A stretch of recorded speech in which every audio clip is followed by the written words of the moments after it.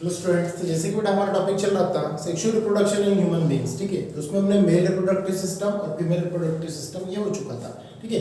आज का हमारा टॉपिक है मेंस्ट्रुअल साइकिल, ठीक है। अब ये मेंस्ट्रुअल साइकिल ये क्या होता है, तो ये फीमेल्स कैरेक्टर्स के अंदर में मतलब फीमेल बॉडी के अंदर में ये आइडेंटिफाई होता है।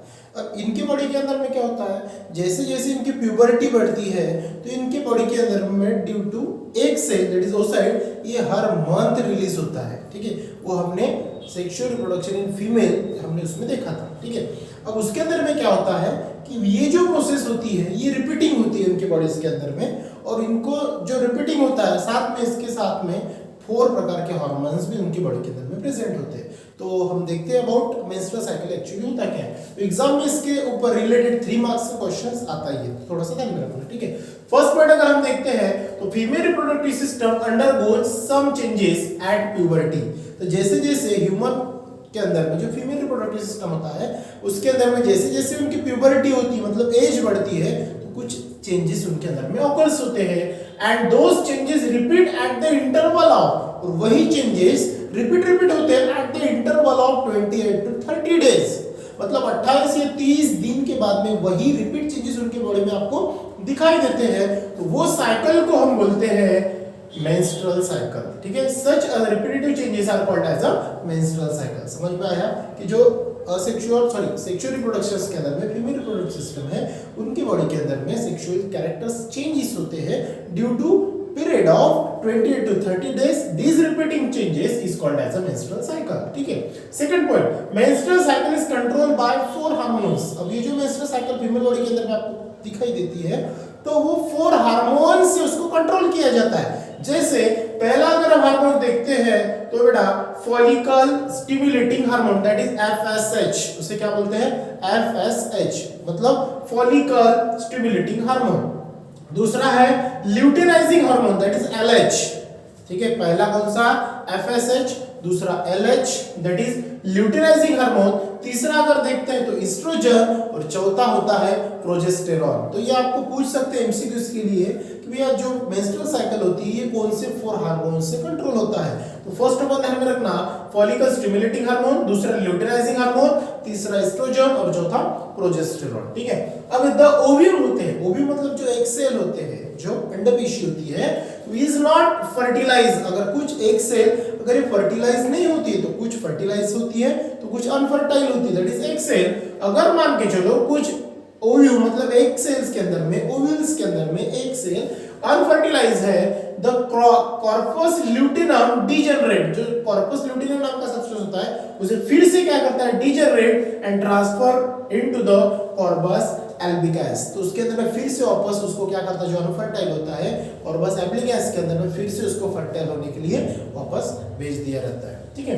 Now the tissues of degenerative endometrium along with the unfertile ovum and bloods are discarded out through the vagina। तो अनफर्टाइल जो ब्लड होता है मतलब एक सेल होते हैं वो ब्लड के अंदर में डिफ्यूज होता है, और अनफर्टाइल जो एक सेल होते हैं वो भी होते हैं वो ब्लड डिकार्डेड ब्लड के अंदर में मिक्स करके उसको बॉडी के बाहर फेंक दिया जाता है due to track of वैजिना।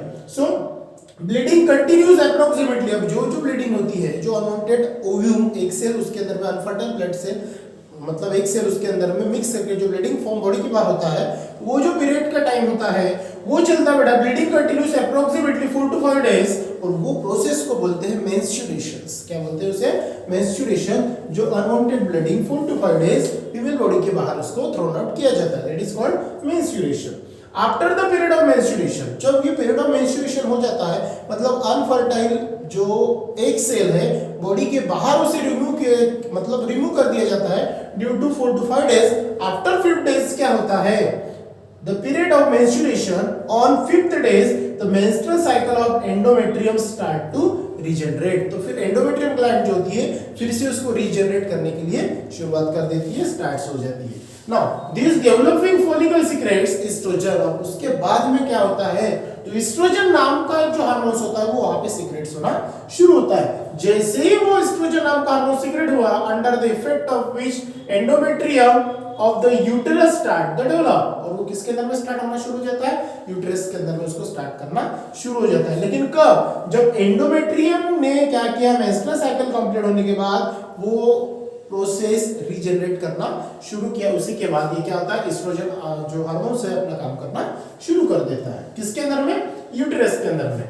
After the completing the its development follicle repeaters under the effect of luteinizing hormone and oocytes are released, this is called ovulation। ये प्रोसेस जब हो जाती है तो ओव्यूलेशंस के अंदर में क्या होता है, जो oocytes होते हैं जो ओव्यूल में से ल्यूटिनाइजिंग हार्मोन्स के बाद फिर से उसे वापस क्या कर देते हैं, रिलीज करते हैं। और वो प्रोसेस को हम बोलते हैं बड़ा ओव्यूलेशंस, मतलब एक सेल का secretion, that is called ovulation. The remaining tissues, बाद में जो वहां पे टिश्यूज बचते हैं तो रिप्यूड मतलब remaining tissues of the ruptured follicle forms corpus luteum and starts secreting progesterone। जो रिमिटिंग होते हैं वहां पे जो बचे हुए टिश्यूज है वो फिर से वहां से क्या करते हैं, एक नया जो हार्मोन्स बचता है दैट इज प्रोजेस्टेरॉन को सीक्रेट्स करना वहां पे फिर से शुरू कर देते हैं। Now under the effect of progesterone, जैसे ही प्रोजेस्टेरॉन का जो हार्मोन सीक्रेशन वहां पे हुआ तो उसका इफेक्ट क्या होता है, the estrogen endometrial glands are activated. वहां पे जो एंडोमेट्रियल ग्लैंड्स होती है जो एग सेल्स को फर्टाइल करने के लिए यूजफुल होती है तो वो क्या होती है, वहां पे एक्टिव हो जाती है due to secretion of progesterone hormone and it becomes ready for implementation of the embryo. और वो जो एग सेल होते हैं जो फर्टाइल होने के लिए रेडी होते हैं तो ड्यू टू कौन सा हार्मोन्स, प्रोजेस्टेरॉन, उसकी मदद से जो एग सेल होते हैं जो ओव्यूलेशन प्रोसेस से वहां पे रिलीज होते हैं यूट्रस के अंदर में, तो वो एग सेल फर्टाइल होने के लिए रेडी रहते हैं। दैट इज कॉल्ड, वो स्पर्म्स के साथ में फ्यूज होके आगे किसका फॉर्मेशन करेंगे, दैट इज एम्ब्रियो का फॉर्मेशन करेंगे। ठीक है, और एम्ब्रियोज ये जो जायगोट के फॉर्म में आएगा और वही आगे चल के आपका बेबी होगा जिसमें सन या डॉटर हम उसको बोलते हैं। नाउ लास्ट पॉइंट अगर देखते हैं तो अनलेस द ओसाइट्स, मतलब क्या होगा, जो एग सेल होती है is fertilised and embryo is completed, मतलब सॉरी इम्प्लांटेड, जो एम्ब्रियो होता है जो ओसाइट्स होते हैं दैट इज एग सेल जो वहां पे फर्टाइल हुए ड्यू टू प्रोजेस्टेरॉन, एस्ट्रोजन या हार्मोन्स के चलते, और वहां पे अगर मान के चलो उसका एम्ब्रियो फॉर्म हुआ दैट इज फर्टाइल हो गया एग सेल, तो वो वहां पे एम्ब्रियो को इम्प्लांट करेंगे और menstruation cycle is repeated every month. और यही जो प्रोसेस है ये फिर से some interval of time days during 28 to 30 days फिर से ये प्रोसेस क्या होगी, वहां पे रिपीटेड होगी। समझ में आया? तो ये था बेटा आपका मेंस्ट्रुअल साइकिल। इसके आगे का टॉपिक कंटिन्यू करेंगे हम नेक्स्ट क्लास में। So thank you.